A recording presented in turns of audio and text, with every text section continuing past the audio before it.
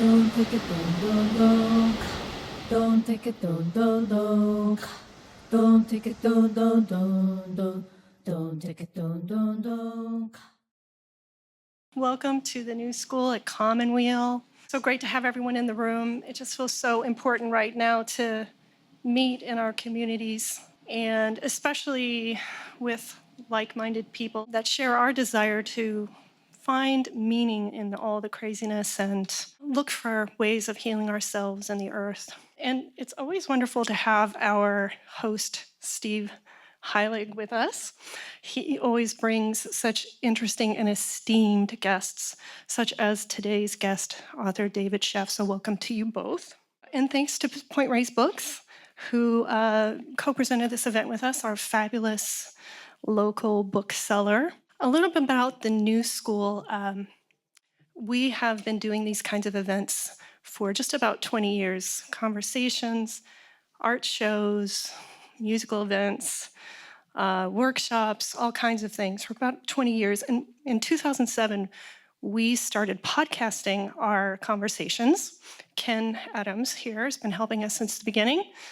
And we'd started doing these podcasts when nobody knew what podcasts were, and they said, "What is a podcast?" And we had to explain it. And by now we have more than 400 event recordings up on our website library and on your favorite podcast media site. So, and of course, we're part of Commonweal. Commonweal is about to celebrate our 50th anniversary, 50 years of being an organization and being on this land. So that's really fabulous. And above all, we are a community of people that, are just quietly doing what we feel called to do in the world. And we think you're here because you agree. So thanks for being here with us. Enjoy today's conversation. Thank you, David, and thank you, Steve, and thanks for being part of the new school. Thank you very much, Kira, and thank you all for coming here. Who among you is first time here? All sorts of people. Well, welcome. And as Kira said, this is a almost 50-year-old institution co-founded by Michael Lerner here in Bolinas to do good work in the world, environmental health in particular, and all kinds of things now. And I've been very fortunate to be involved here for 30 years now. And it started with a book, actually. I reviewed his book for the Chronicle on cancer therapies. And he called me up. And I've been told, maybe this is your experience, that if an author gets in touch with you after a review, it usually means they're really pissed off. But he was happy, and next thing I knew, I was working here. So yeah, it was a very good thing. So we have a little tradition at Commonweal now, even at our just internal staff meetings, where we start with just a moment of silence to focus us. And today I want to do it in a particular way that's very relevant, and this is from the book.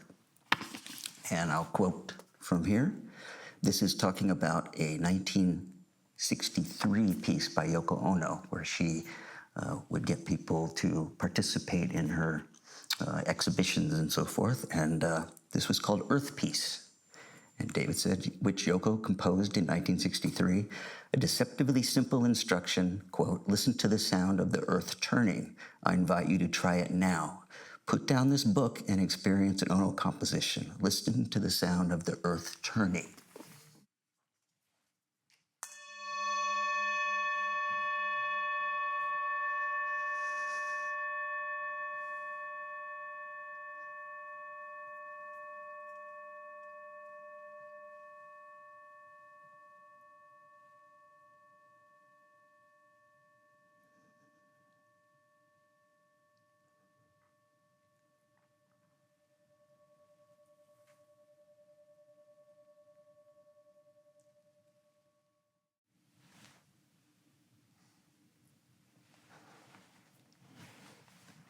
Thank you, Yoko, for that. So we're very pleased to have a local here today, David Sheff, who is a well-known writer going way back. Probably most famous book was a very personal one that was #1 in the New York Times with this beautiful, beautiful boy about his son struggles with addiction and recovery. And if you know the songs, the title comes from a Lennon song, a beautiful song, actually.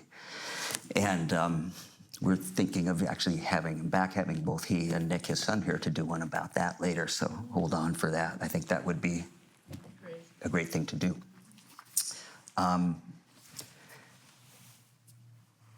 What I want to do is go through this book a bit, but it's getting wonderful reviews in great places.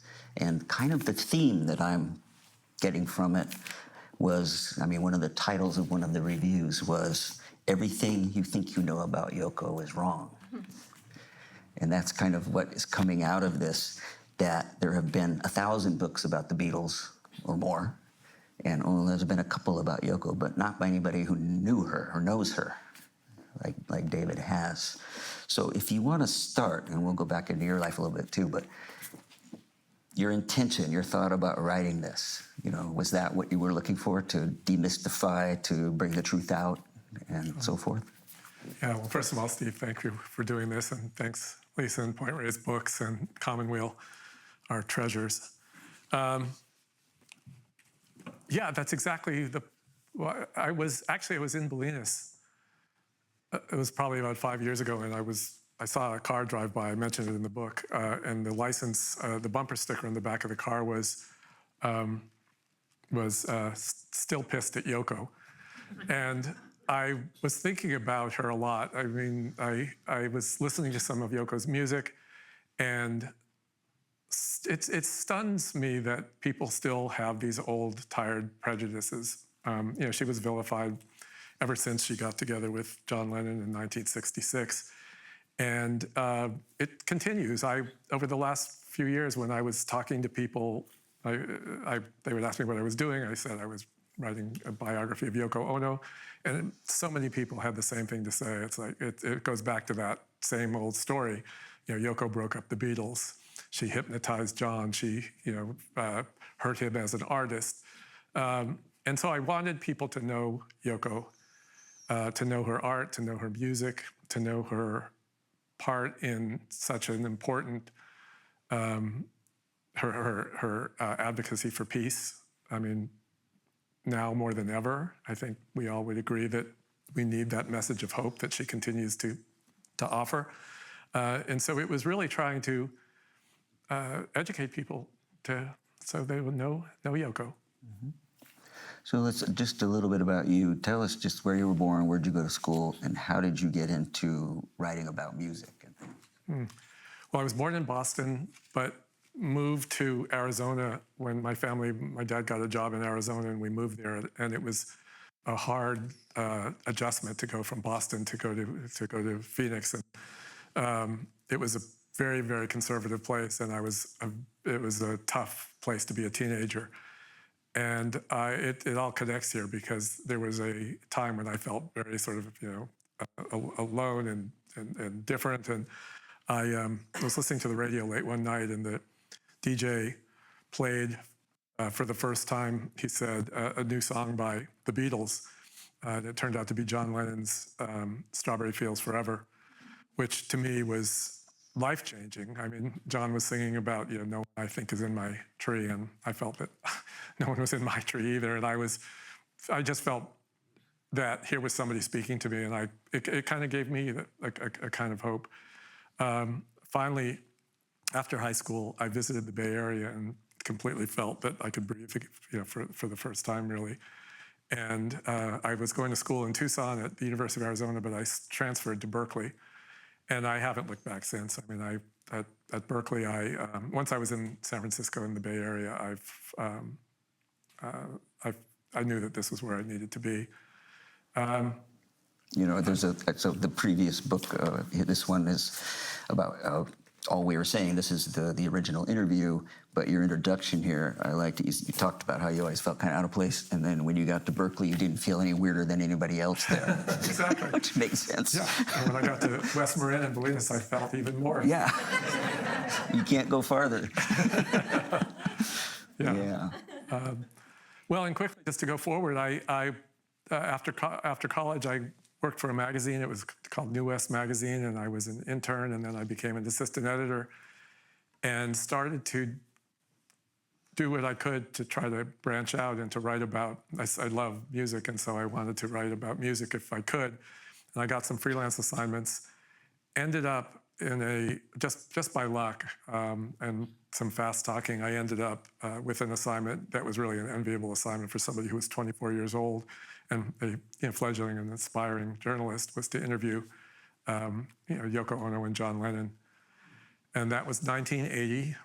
And within the next, I had to get to them, which was not easy. I had to, they didn't have a publicist, they didn't have a record label.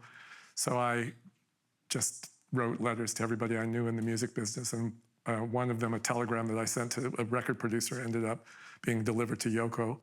I got a call from someone who asked me when I was born and where I was born, because apparently Yoko made her decisions based on numerology and astrology and tarot cards. And according to those, I guess I passed the test. And what's your sign? My sign is I'm in Capricorn. Me too.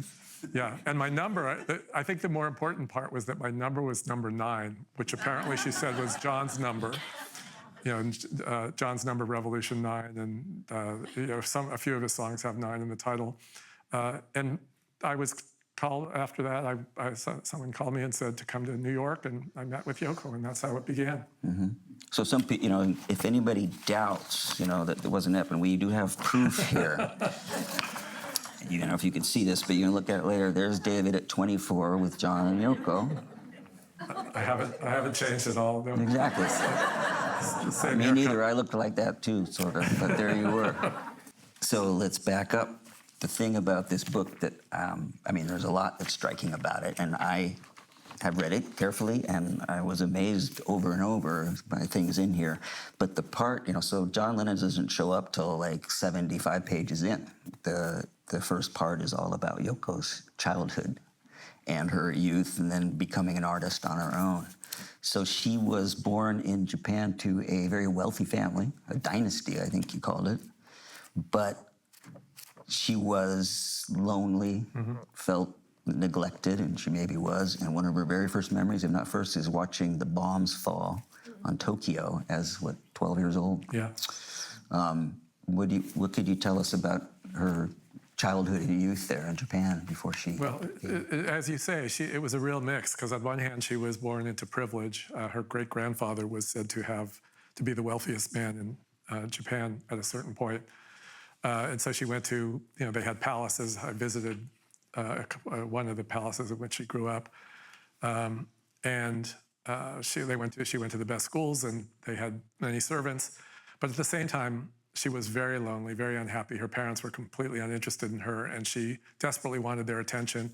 They also felt that she was too good. Their family was too good to allow her to play with other kids, so she was very isolated.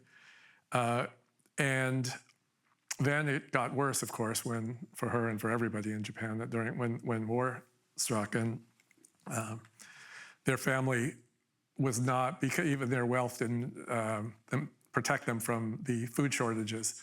And so Yoko and her brother and sister were evacuated to a farming village outside of Tokyo to get away from the bombing. And she would have to go from one farmhouse to the next with family possessions to try to barter for food for a cup of rice. And so it was a very difficult time for her, and she became very ill. She was malnourished. She had to have her appendix taken out, and they didn't have anesthetics because of the shortage. And she was abused at that point in her life. And so she, on one hand, had this privilege. On the other hand, she suffered a lot, and she experienced one trauma after another. And even when the war ended and she went back to Tokyo, she still was very, very, very unhappy and suffered depression, and she actually tried to take her own life at that point. It was only when she got older, she attended college for 1 year in Japan and then transferred to Sarah Lawrence College in New York. And it was there that she finally found a home, because she found a community where she was allowed to express herself and express her and introduced really to art, and not just art, but conceptual art, avant-garde art, which is really, I think, what ultimately saved her, is what she would say. I mean, you talk about, this is very early, but she did lots of conceptual pieces, just like what we started with, an imagined piece and all that, but one of her first was imagined food. That's right. Because they were so hungry. Yeah, and she said that, I interviewed her brother when I was in Japan a few years ago, and he remembered the story when they were very young, and Yoko would do what she could to get them food, but they didn't have food a lot of the time, and they starved. And she said that to try to help him, she would imagine with him a menu. Let's start with ice cream, and she said that that's what got them through. And as her brother said to me when I met him, that was Yoko's first art piece. He said, though, that imaginary food filled her up, but it didn't fill me up. So she gets to Sarah Lawrence, which is a women's college, and there's a ferment going on in New York and out there, lots of art going on, beat movement happened and so forth. She actually, I think I said she dated for a time a preppy type guy who had dated Sylvia Plath even, and who called her the most beautiful girl at the school, But she didn't seem to feel that way, but she was starting to get into some serious art making. Visual art, films, writing, and that seemed to be the period where she really bloomed at least as an artist, Yeah, she discovered art, and the two things that she would say, she spoke a lot about saving her from that misery that she was in, that depression, was really appreciating nature. She writes a lot about looking at the sky and finding, even when their bombs were falling, she was able to look up at the clouds and feel some sort of hope. But the other thing was when she discovered art. And the artists that she was connecting with in New York, it was all unconventional. It was not about traditional art. In fact, it was a whole movement of people rejecting traditional art, what they called uptown art, which was the art that was shown in galleries and museums and concert halls. Instead, they were doing pretty wild stuff, a lot of performances, a lot of happenings, a lot of art that was not meant to last, but it was really about the performance itself. She ended up connecting with a lot of people in a group that ended up being called the Fluxus group. And some of the artists that were doing, the kinds of things they were doing range from Lamont Young, who was a friend of Yoko's. They did a 7-hour concert. He did a 7-hour concert in which he played for 7 hours the same note. We should redo that one here. True minimalism. True minimalism. And there was Alison Knowles, who was another friend of Yoko's, who did a piece called Make a Salad. And she and a bunch of friends got on the stage, made a salad, and shared it with the audience, and that was the piece. And Yoko did pieces that were many of her pieces were these word games, that, like the one that you read, these ideas that Yoko believed that you don't need an object to make art, or to have a piece, for something to be art. Really, all you need is your imagination, all you need is your mind. And so a lot of her work were word poems, it's what she called instruction poems, where she would give a few words, and with the idea that she would then, just like with the one that you read about listening to the sound of the earth turning. When I heard that for the first time, I did listen to the sound of the earth turning, and it really was this magical experience. And that's how I think that people can understand Yoko's art, by actually going forward and experiencing it. Some of her word pieces are very funny. She has, keep coughing for a year, keep laughing for a week. Some of them are very dark, and some of them are, there's one that she recreated. It was called, I forget, it was voice piece for sopranos, which basically the instruction is to scream. And when Donald Trump was elected the first time, she posted a tweet with the audio of Yoko just screaming for 90 seconds. She we didn't say it, but she got married the first time in Japan, right? Yes. To a Japanese fellow named Toshi. Toshi. And that was kind of a troubled off and on relationship for some time, and then was ending when she was on the East Coast, right? Well, they grew apart and remained friends and collaborators. He was a great classical, new age sort of musician, and they ended up working together over the years. But they grew apart and returned, were no longer together, but still married when they both returned to Japan. He went first, and he arranged for her to come to Japan to show some of her work. And there she had another devastating time of, she was connected by then, and one of her close friends and collaborators was John Cage. And she did performances in New York, and the reactions were mostly negative. And if you read the reviews, it's just all sexism. I mean, she was criticized for what she wore and for how she looked. And nobody talked about the work itself. Cage came over and did a concert tour in which Yoko performed some of his pieces, and it was called Cage Shock. It transformed everything, and the reviews were all really strong and positive. After that, Yoko went into a tailspin, and that was the second time in her life, actually, that she tried to kill herself. She ended up in a mental hospital, and it was there that a man from New York who was a filmmaker, whose name was Tony Cox, came to Japan and found her and tracked her down. And her first husband, Toshi, said that if you want to find Yoko, she's in this mental hospital. He went there and essentially got her out of the mental hospital. He found out she was sedated on medications, and he went to the head of the hospital and convinced him that Yoko was a very famous artist in New York, and they were holding her against their will, and they released Yoko to him, and they got married very soon after that.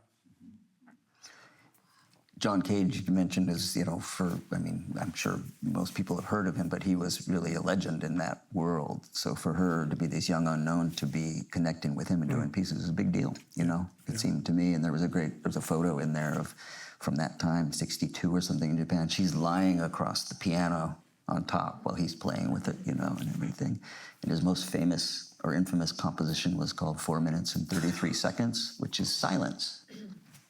That's all it was. But the player has to sit at the piano for the whole time. Yeah.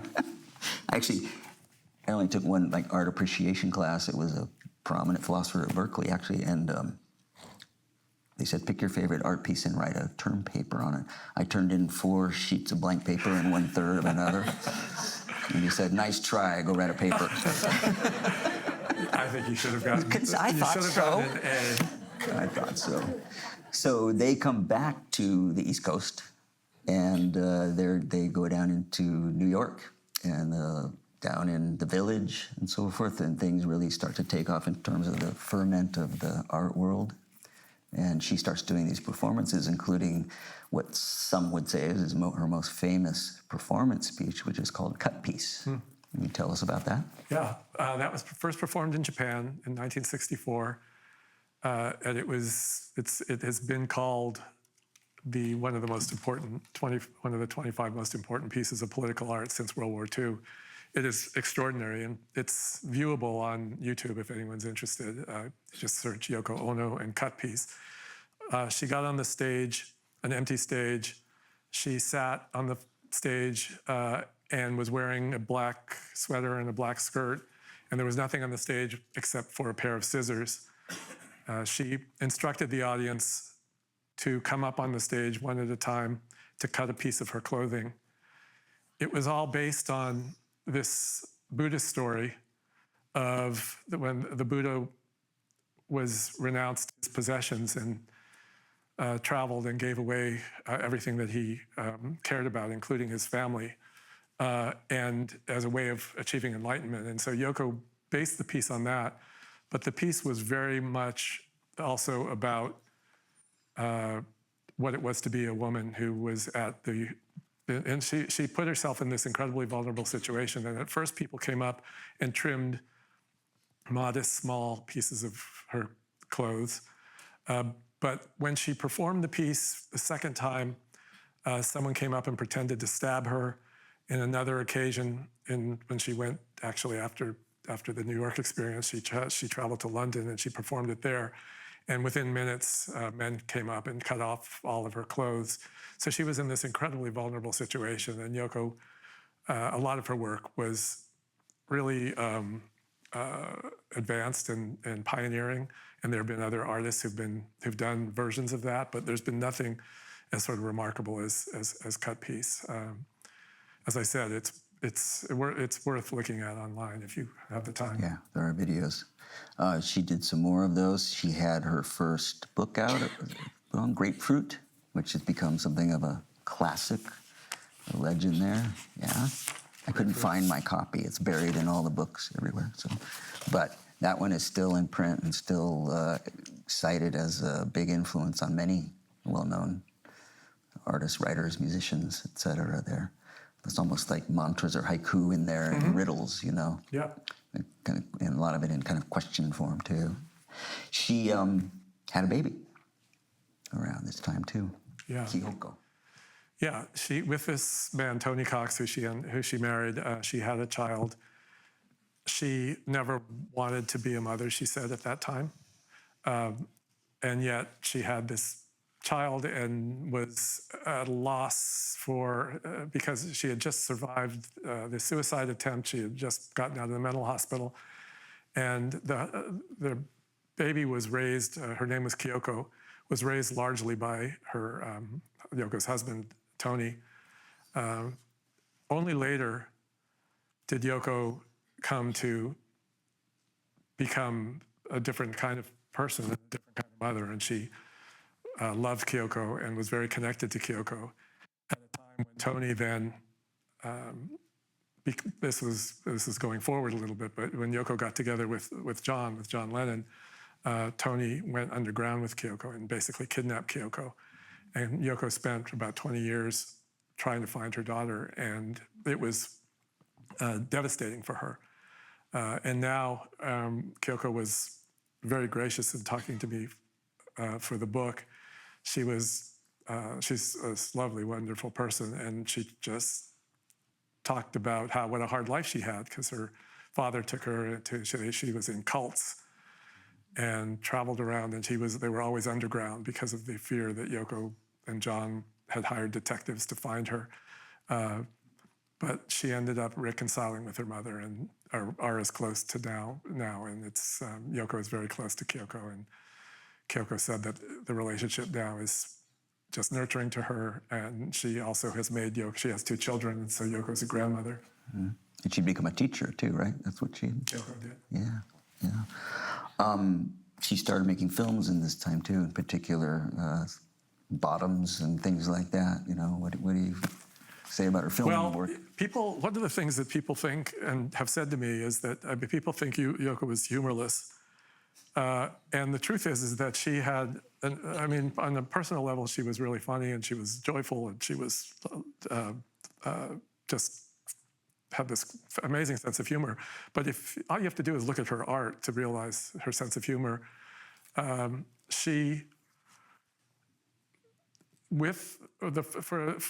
This was when she was still married to Tony Cox. She made a film called Bottoms, which was a succession of people's bottoms, naked bottoms. And she spent weeks and weeks filming these bottoms and then editing the film.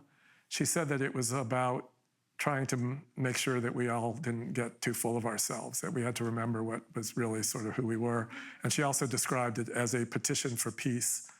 Anyway, Yoko later had another example of her humor, where she decided to have an exhibition at the Museum of Modern Art in New York, but she wasn't invited to have one. And the gallery, the curators, no one knew anything about it.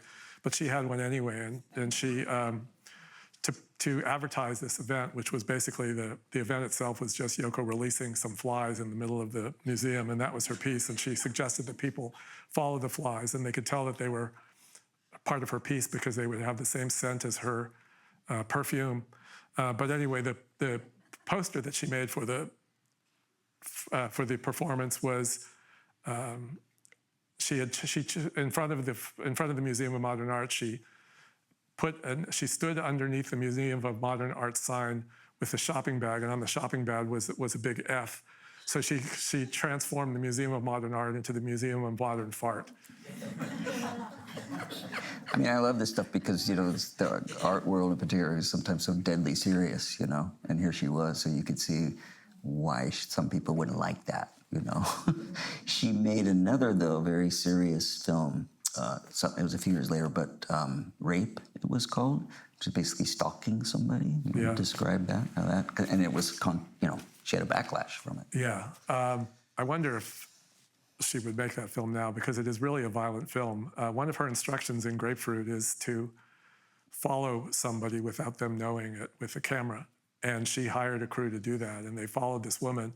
And the woman at first was just confused by it. But eventually it became, as Yoko said, a very violent film, because they continued to stalk this woman and to follow her. The woman, they followed her all the way to her apartment. And if you watch the film, it is incredibly disturbing. When people have seen the film, when it's been shown, people in the audience start to cry. And it's about, once again, it's about the same thing, about the vulnerability of women. And it's this beautiful, beautiful film, but it is incredibly disturbing.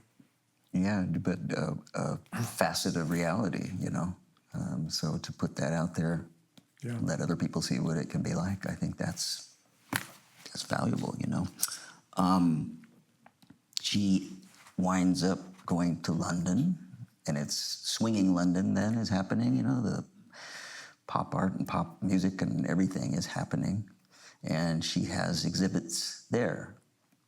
And then there's a very famous one where she actually meets John Lennon, who comes because he'd heard of her and so forth. She hadn't heard of him, though. I think it's fascinating because you say you were listening to Strawberry Fields Forever. Somebody played that for her. She'd never heard it before. It was one of their new songs she didn't know. And she said, it's pretty good for a pop song. That's exactly right. It's the same song that you first experienced. Yeah, she had an amazing one-person exhibition in London, in which she showed a lot of the pieces that were built from instructions in Grapefruit.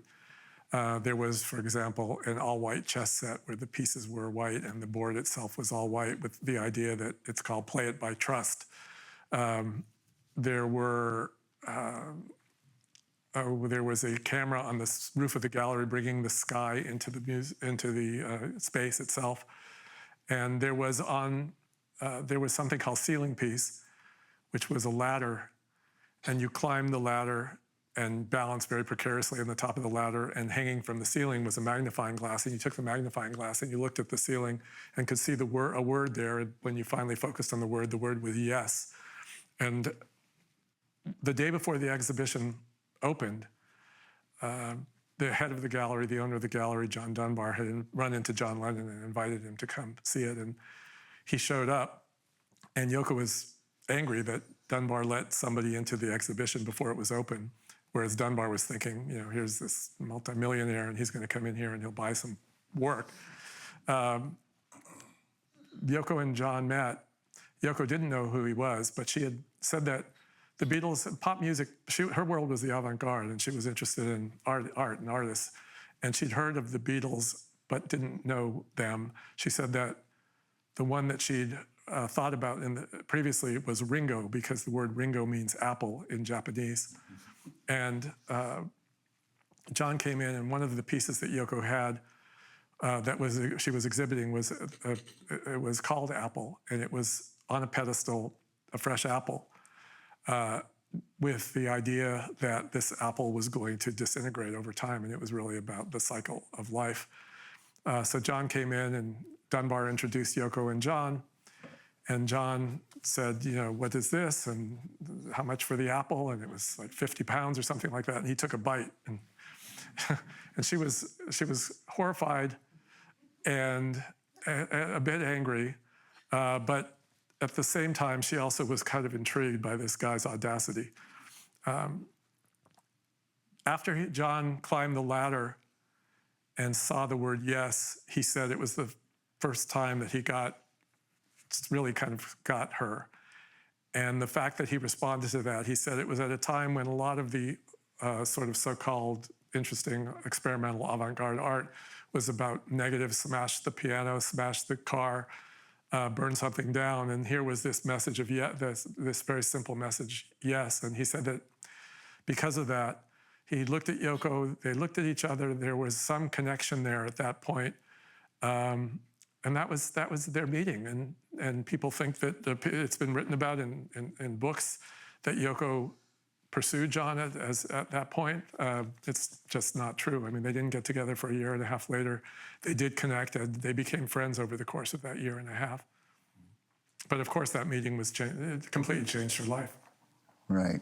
And I mean, somebody is quoted in the book too, saying all of the Beatles' girlfriends and wives to that date were beautiful, skinny, blonde London women, girls, you know, and then there was her. Yeah, and the hatred that she experienced as soon as they did get together was beyond imagining. I mean, when she would come and go from the studio, and when she would be visiting John, fans outside would be screaming at her to go back to her own country. And as Sean Lennon said, you know, would the reaction have been the same if she'd been blonde? And the answer is no. But there were headlines in the newspapers in London at the time that said, "Is this the most hated woman in Britain?" Right. And I won't even quote some of the words and the things that you haven't heard that they were saying about her and writing about her even and yelling and all of that. Neither you or I are Sigmund Freud, thankfully, but John Lennon at that point was a very unhappy Beatle. I mean, he was already disenchanted with the fame and the craziness of Beatlemania, and they had a hit song a year or two before called Help. It's a fascinating story because Help was made into a movie, which is, you know, this kind of jolly adventure. But if you really listen to the words, it's a cry of anguish and loneliness and desperation. Yeah. Meanwhile, Yoko had a lot of that too. So, I mean, they were drawn together. And I think they had, both of them lost at least contact with their parents a lot. Yoko's parents originally didn't like the first husband because he was a musician, which is kind of ironic. And then they didn't like the second one because interracial. You know, he was a white man and also an artist. Shocking. So, do you think of anything of them having this commonality in their background where they were lonely, very lonely people in the midst of celebrity and crowds? Yeah, that's true. They were, when I did the 1980 interview with John, talked a lot about how unhappy he was at that point. And as you say, he said that when, you know, people thought Help was a fun pop song, but it was really a cry for help because he was so unhappy. One of his friends, I spoke to, the musician Klaus Bormann, and he talked about, he knew John then, and he said John would just break down crying. At the same time, Yoko was in this very unhappy marriage to her second husband. She had a child who she didn't know how to deal with well, and often her work was rejected and people just didn't get it and they didn't understand it. And she also carried with her the traumas that she'd experienced as a child. So their friendship was built around conversations that they had and realized that they had so much in common. I mean, on the surface, they didn't have anything in common. You know, John's family was very poor, lower middle class. Yoko's was incredibly rich. But they both had this loneliness and they both had this sadness. And they felt that they connected in a way that they described each other very similarly at different times as their missing piece. And that they felt healed by each other. And that happened over the course of that year and a half until they finally consummated their relationship and became a couple, and they were inseparable at that point. Yeah, the Beatles at that time, around then, all decamped off to India to, be with the Maharishi. John and Yoko were writing, right, back and forth. And I think it says, that's when John realized that he was in love with her because he missed her so much being gone. So they then, when the real public perception and, brouhaha started, when they both dissolved their marriages, right, and were able to finally get together, right? And at that point, the Beatles were they were working or starting to on the White Album, right? And then, so there's the famous or infamous stories about John's so in love and so connected, he's bringing her to the studio while they're recording. There was a film just a couple years ago, the Let It Be movie, that showed some of this, and the other Beatles, I think it was Paul McCartney, who said, "Who is this person and why is she sitting on my amp?" You know, and she was just in there all the time. So she had a lot of, initially at least, a lot of struggle with the Beatles themselves, this fraternity. Yes, she was, as we were talking about, John was incredibly unhappy, and he also was incredibly insecure, and something he talked a lot about himself. And Yoko, as I said, saved him and completed him, he felt. And so he wanted Yoko to be with him. And so when he went to the recording studio, though nobody else was happy about it, the Beatles themselves weren't, and the people around the Beatles weren't, John insisted that Yoko go with him, and Yoko, to support him, did go. But the anger around and the resentment and the bitterness and the attacks just continued and escalated. Yoko, if you look at the movie, that movie, the Let It Be, Get Back movie, there's always the question about why is Yoko there? Because sometimes there's a scene where she's actually singing and jamming with the other Beatles, but a lot of the time she's knitting or she's eating a pastry or but she's holding John's hand, and there's just it's very loving, her presence with him, and to the story that came out of that Yoko was there and she was an intruder and she was an interloper in the Beatles and ended up breaking the Beatles up.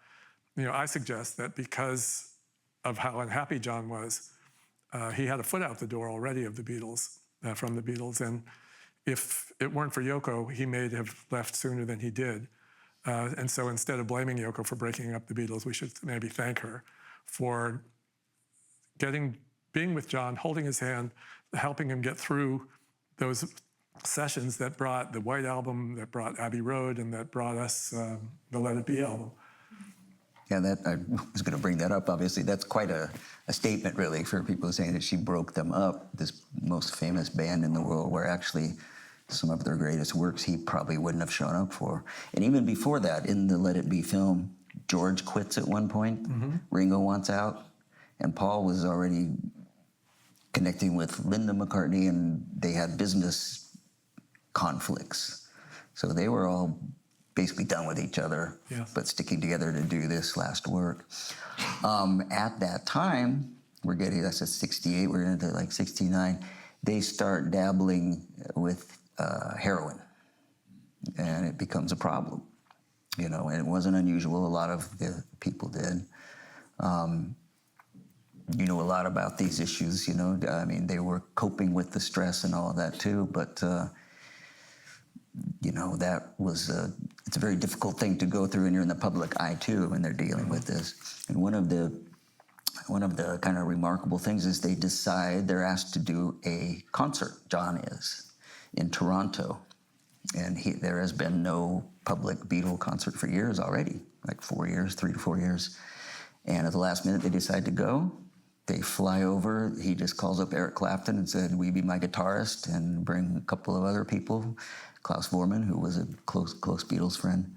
They rehearse on the jet, and then they show up at this festival, which was a lot of old rockers, Chuck Berry, Little Richard, You can watch this on YouTube, the whole show. I really recommend it. That's your homework, actually. So it's not a long set, but they play, and the fascinating thing to me, the first part is all old rockers, and Eric Clapton and John Lennon are both junkies at this point in particular. But the second part is Yoko's performance as well with the group, and they, John and Yoko, are so in love with each other on stage. He's kissing her in between songs. She's smiling and having a great time while they're making this sound towards the end with feedback. They're just putting their guitars up to the amps and doing that. It's Grateful Dead stuff, basically. And it's fascinating, you know, to see. This was a landmark thing, and they put it out on a record, live piece in Toronto. And I think it was the first real appearance of the Plastic Ono Band, they called it. Yeah, Right. and Klaus said that that was the introduction. That just piled on more hate on Yoko, because it was this classic rock and roll album, concert, like you said, Chuck Berry and Bo Diddley were performing. And Yoko, way back since she was working with John Cage, used her voice as an instrument, as sort of a jazz instrument. And she would use silence, and she would scream, and she would just these wild sounds. And it was not something that the audience that was at that performance had ever seen or heard, and they hated it, and they booed.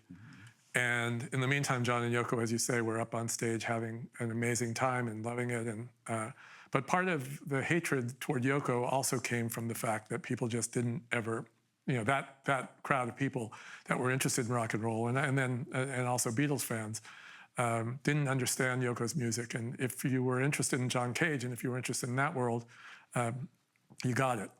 But most people didn't. And so it just increased the vilification of Yoko. Some people got it and liked it, her sounds. And one of them was Ornette Coleman, who was one of the legends of free jazz going back to the 50s. And he, too, he played alto sax, was vilified for the sounds he made, and so forth. And we have a brief slice here, Ken. When John and Yoko were starting to record again, they did 2 albums with the same kind of cover, the Plastic Ono Band. And she actually recorded a bit with Ornette Coleman. We have a brief slice here, I think.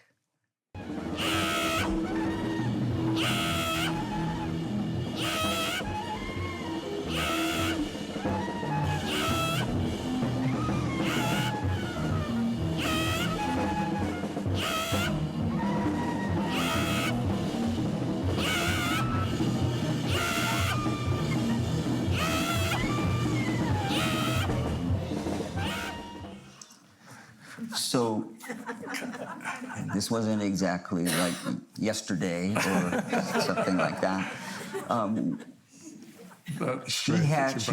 She was channeling stuff or trying to express experience and feelings with that. Yeah, right? and I mean, people dismissed Yoko as if she was just up there screaming.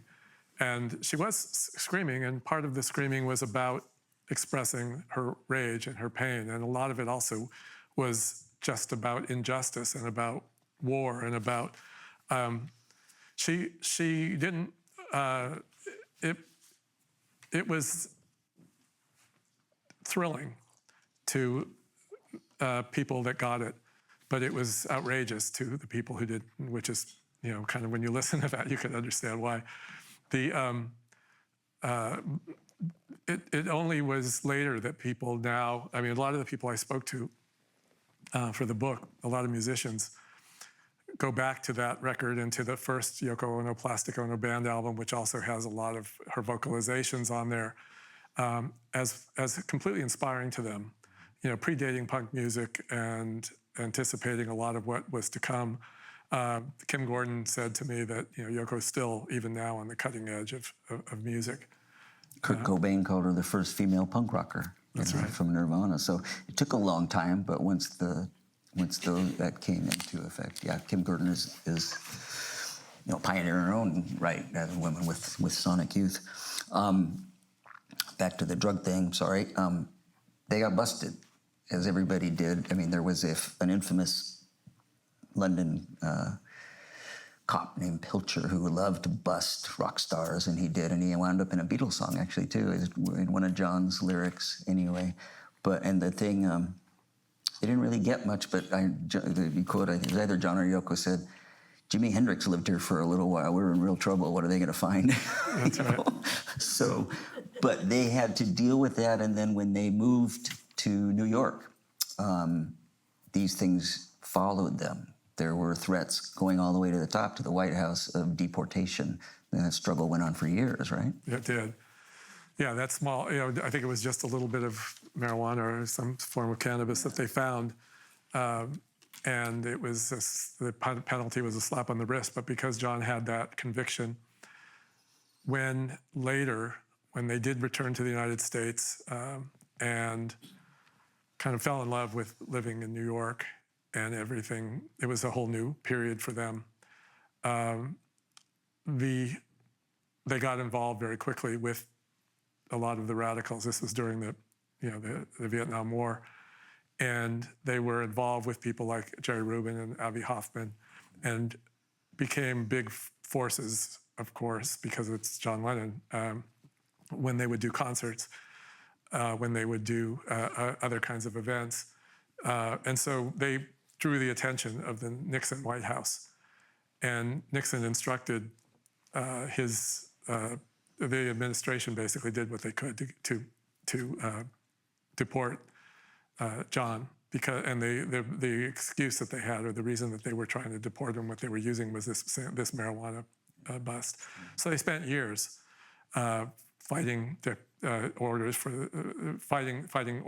to deportation orders, and ultimately won. And when Nixon finally was after Watergate, they stopped pursuing. The government stopped pursuing them. Right. And some of their protests, I mean, they were about various things, but particularly Vietnam War, right? So they did, once they got married, rather than having a regular honeymoon, they did the bed-in for peace, where they stayed in bed for a week, was it? Yeah.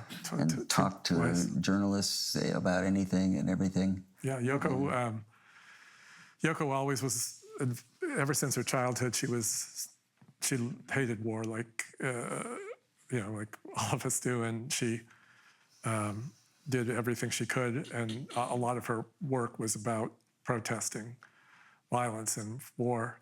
And when she and John got married, they knew that there was going to be a lot of attention by the press. And so instead of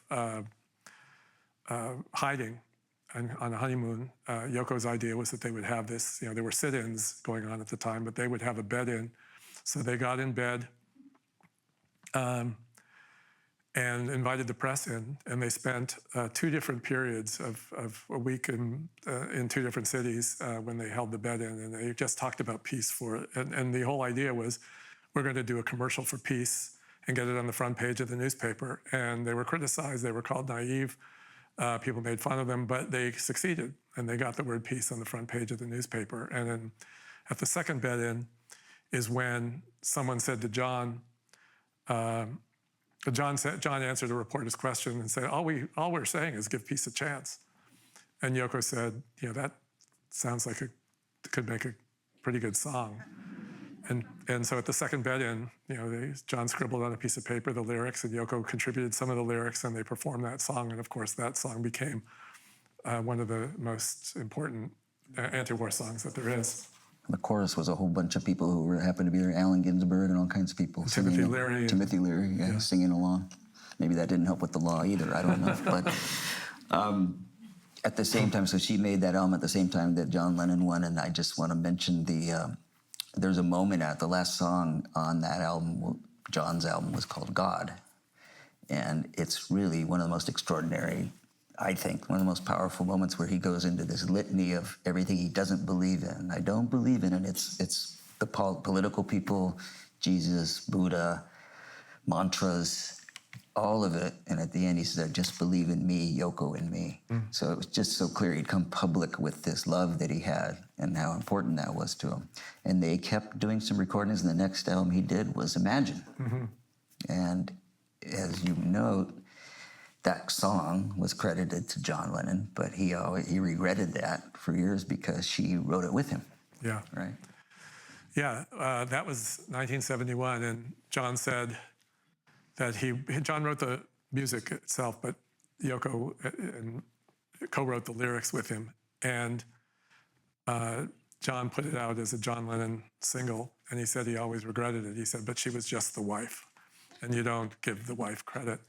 And of course, that song, it's not just that Yoko co-wrote the lyrics to that song, but that song really is a reflection of Yoko's ultimate philosophy from even when she was a little girl, when she was imagining food with her brother. And in Grapefruit, there are many imagined pieces.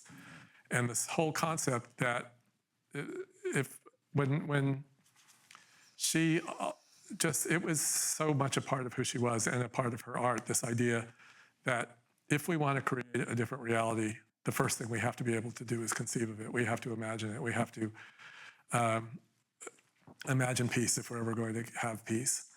And so the song itself, which has become, I mean, Jimmy Carter once said that when he traveled around the world with his wife, he said, we've been to 150 countries and people play the John Lennon song, Imagine, as much as they play their national anthems. I mean, that song became so important as one of the most important, I was going to say rock and roll songs, but really one of the most important songs ever that was co-written by Yoko. John asked, he told me, when I did my interview, he told a reporter on the last day of his life that Yoko co-wrote Imagine. And finally, in 2017, the Music Industry Association, the Publishers Association, finally gave her credit. So now if you look at the song Imagine, it's written by Yoko Ono and John Lennon. Yeah. They continue making some music. They're living by this time in New York in the Dakota building, but they have some struggles. And he's, in particular, I think he's drinking too much, etc. They go to primal therapy, which was this briefly, it was only famous because of them, really, but scream out all your trauma and all that kind of thing. And there's a very famous incident or a time that's been written about to death, but the lost weekend or the lost whatever it was, where she kicks him out and she says, my assistant's gonna go with you. And he moves to LA and he has all sorts of horrible drinking adventures and so forth. But she lets him come back. I mean, this was, to me, it's an example of who was kind of dominant at that point in the relationship, where he was begging to come back for a long time and she wouldn't let him. She said, you aren't ready. Yeah. Well, I think there were several things that happened before that led to that. And one of them was that she spent years and years in the shadow of John and the Beatles, and it really ended up getting to her. Being Mrs. Lennon was hard for somebody, for anybody, but for somebody who was an artist in their own right, who was creating work. Suddenly, no one was interested in her work. People were interested in John, and she talked about how hard that was for her, and she resented it. In addition to that, as you said, John was drinking a lot, and he was miserable. It was a bad time for them. She ended up suggesting strongly that John, that they have a separation. John went to Los Angeles and he spent, he went back and forth to New York, but he spent they spent about a year and a half apart. And John very quickly, at first he said, yay, yippee, bachelor life, but he said that lasted for about 2 weeks and then he just wanted to get back with Yoko. Yoko wanted him to face his demons. And she also said that she needed some time just to feel, just to have space for herself to figure out who she was within that world of being Mrs. Lennon. And it was about a year and a half of John pleading to come back when finally they met up at this famous Elton John concert and saw each other and reconciled very soon after that. And they got back together, and that would have been 1974. I believe, and they spent, part of the decision was that if they were going to get back together again, things had to be different. So instead of being out in public, instead of giving interviews, instead of making records, they were going to live a very quiet life. John, in order to do something completely different from anything he'd ever done, wanted to stay home and to be what he called, I don't know if he actually coined the word, but he called himself the house husband. And Yoko wanted to attend to the family business. And the other thing they wanted was to have a child. They had tried in the past and Yoko had miscarriages, but a acupuncturist that they met in San Francisco told them to stop drinking and stop doing drugs, and they would be able to have a child, and indeed they did. And so in 1975, they had their son, Sean Ono, Lennon. And they began a period of about 5 years when they were living this very quiet life. That was the first time that they ever, I think, found joy and peace and some contentment. Yeah, John would turn anybody away who wanted to interview him, or even turned away Paul McCartney from visiting, because I've got my son here, leave me alone, That's right. And so they had those years, but towards the end of the 70s, they decided, let's record again. And so they started working on an album, which became Double Fantasy, and it's basically an album of domestic bliss and devotion to both the child and each other. Yeah. And that was around the time where you came into the picture and got admitted because of you're a Capricorn. And so that experience was, you write about it in this one in particular, but you spent like a month with them, right? Yeah, I was with them for 3 weeks. It was, these days, if a journalist can get an interview with an artist or a musician or a movie star or something like that, we're lucky to get an hour. Yeah, with publicists hovering around. And exactly, yeah. exactly. But I spent 3 weeks with them, and it was a time, as I said, when they were really just celebrated being together. They were so in love, and it was so much fun to be around them. And they were in the recording studio. So I would meet them in the morning at the apartment, at the Dakota apartment building, and we would have coffee and we'd take a walk, sometimes go to a cafe nearby, sometimes walk in Central Park, sometimes walk around the Upper West Side. And at a certain point, get in their car and head down to the recording studio. And so I was with them for those 3 weeks while they were recording some of the songs that ended up being on the Double Fantasy album. It was an amazing experience. I was 24, and I was, obsessed with John at first, and then eventually became obsessed with Yoko's music and her art as well. And so I had the time of my life, and they were incredibly open and warm and easy, and they never wanted to go off the record when I was interviewing them with the tape recorder on. And sometimes I would forget that it was an interview. We were just talking about things. John spent a lot of time talking about the song that you mentioned, God. They spent a lot of time talking about politics and art and everything, their family, their childhoods. One time John was telling me a story, and he said about a time he was in Spain, and he said, while I was there, I wrote Strawberry Fields, By the Way. And it was moments like that that was the song. I already said that was the song that just had really sort of meant so much to me when I was young. And I would kind of forget that this was John Lennon, the John Lennon who had created all this work and this music. I spent those 3 weeks with them, completed the interview. I was living in LA briefly for a while, and I went back to LA. The interview was to be published the first week of December. The editor got an advance copy and messengered it over to the Dakota, to Yoko and John. And my phone rang on that Sunday, which was December 7th. And they were on the extensions of the phone and thrilled with the interview. And we talked for a while, and they were excited about the early reception of Double Fantasy. And we talked about getting together again when I would come back to New York, because we were going to continue a part of the interview where we were going through all of their records and talking about the genesis of their albums and their singles. And then we said goodbye. And that was a Sunday. The next night, I was home watching TV, and I was watching Monday Night Football, which was not something I ever did, so I don't know why I was watching Monday Night Football. But I was, and Howard Cosell, the famous announcer, came on and interrupted the program to say that John Lennon had been shot and killed. And what can I say? Like everyone else, I was stunned and devastated, and it was just beyond comprehension.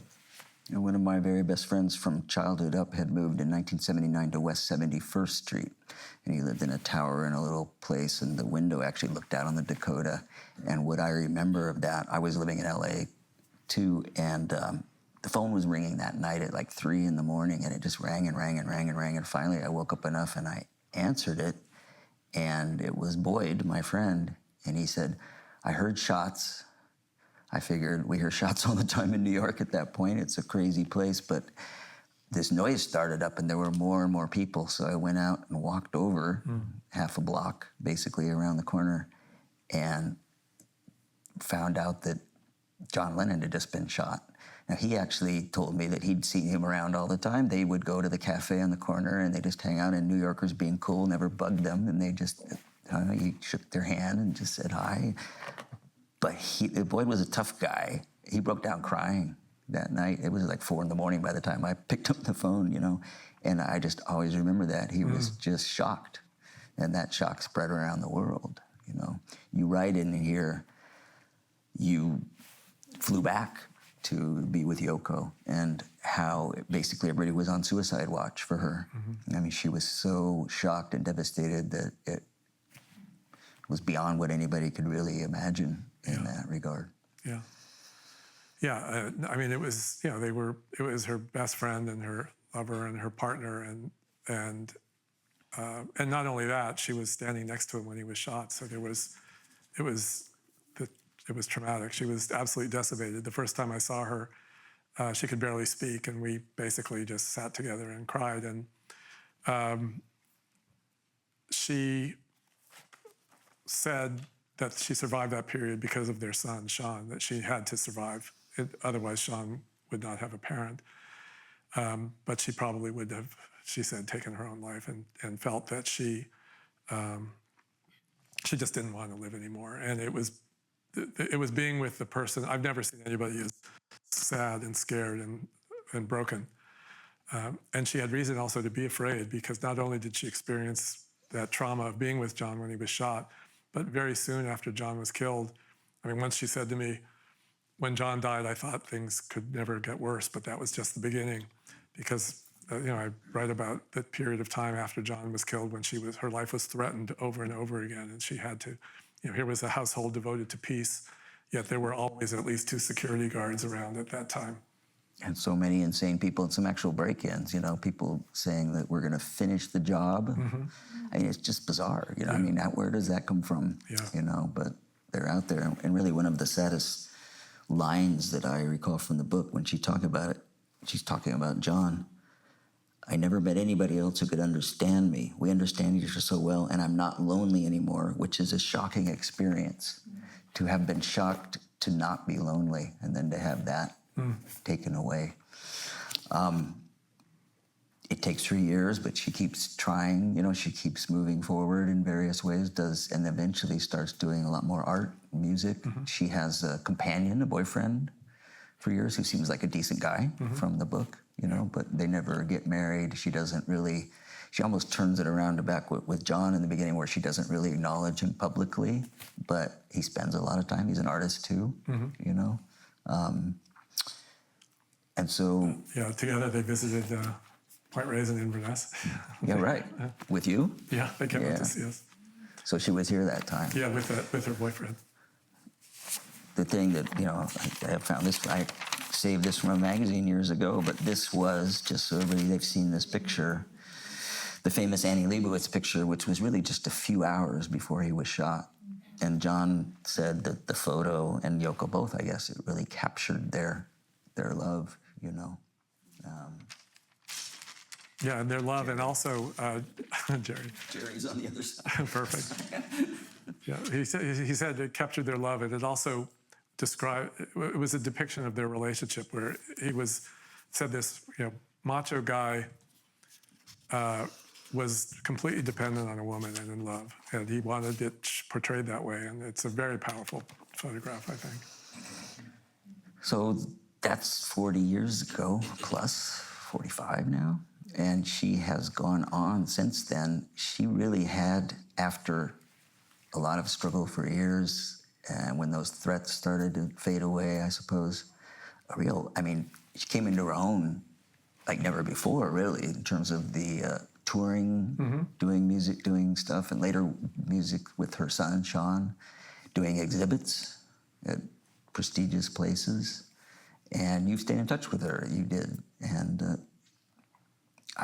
that part of it, the recovery, you might call it, from the biggest trauma. I mean, it's a very inspiring story, what she did. Yeah. You know. Yeah, in some ways, I feel like she never recovered fully. I mean, nobody would, I think. But she did go forward, and she created amazing work, and she devoted herself to her art, her music, and the cause of peace, and a lot of other causes that she was involved with. And she became, she went from being having a difficult time being a mother, having her children be very close to her, and working with Sean. As you said, they performed together, and he produced some of her records, and he reformed the Plastic Ono band, and they're still,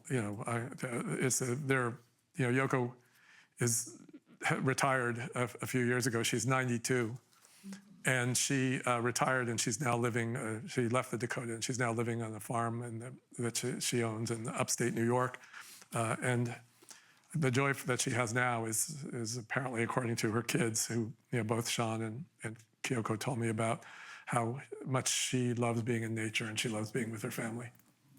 She managed the estate all these years, a bit complicated with a lot of help, of course, but she's the boss, right? And she bought property upstate and in Florida, and apparently there were a lot of cows, and I heard that I can't remember, it's in the book where I just read this, that she finally got rid of them because there was too much mooing.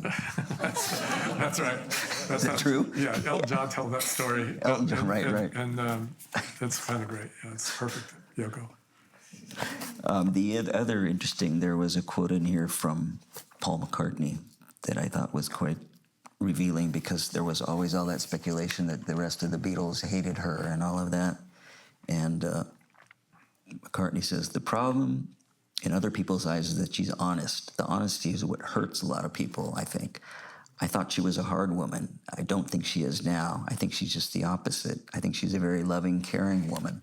I thought she was pushy, which is wrong. I don't believe she is. She's just herself, and she's determined more than some other people to be herself. Some people will give in. She won't. Yeah. That says a lot about her. In a Rolling Stone interview, Paul ended up, he gave her the biggest compliment. He called her a badass. Yeah. And actually, I think one of the reviews you've had already for the book said a major sass. Yes. Was that it? And take that as a compliment, right? I wonder if at the end here, I think the last line you wrote in the book was a good summary, and if you want to read it, or I will, but... Yoko often said that her goal after John's murder was surviving, but she did more than survive. She fought her melancholia, loneliness, and fear, and experienced moments of great joy. She used the traumas in her life, her childhood interrupted by war, losing Kyoko, John's death, to create work that edified, enlightened, and inspired. Yoko imagined a better world, and she worked to create one.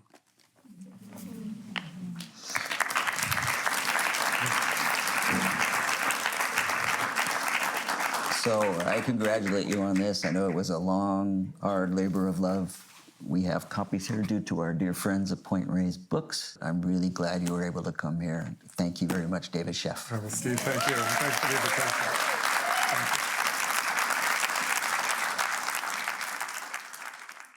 Don't take it, don't. Don't take it, don't. Don't take it, don't. Don't take it, don't. Don't take it, don't. Don't